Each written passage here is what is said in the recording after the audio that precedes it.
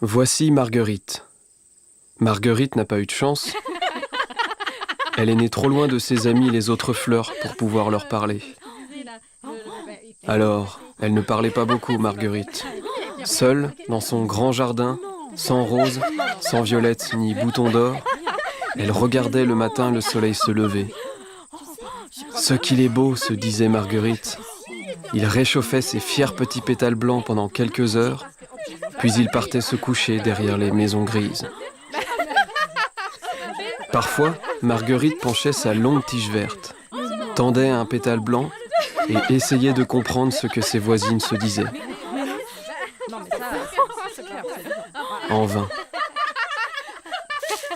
Alors, pour ne pas s'ennuyer, Marguerite s'est mise à chanter.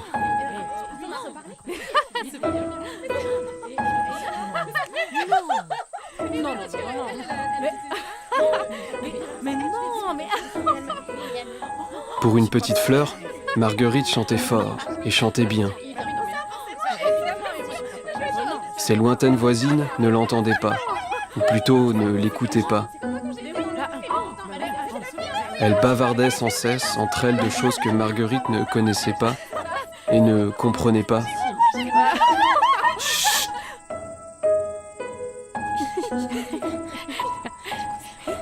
Les jours sont passés, les mois puis les années. Marguerite était vieille désormais et sa voix fatiguée. Mais malgré cela, Marguerite chantait encore. Jamais elle ne s'est arrêtée. Jusqu'au jour où... Oh, une petite fleur qui chante. Marguerite n'en croyait pas ses pétales. D'habitude, les humains, petits ou grands, ne s'arrêtent pas devant Marguerite, devant aucune fleur d'ailleurs. Ils tracent leur chemin sans jamais regarder ces petits bouts de vie sous leurs pieds. Et d'un geste gracieux, cet enfant arracha Marguerite de son coin de terre et la porta haut dans le ciel. Il faisait beau ce jour-là et Marguerite n'avait jamais vu le soleil d'aussi près. Elle se sentait libre, si libre. Elle se déplaçait à grande vitesse au-dessus des jardins ensoleillés.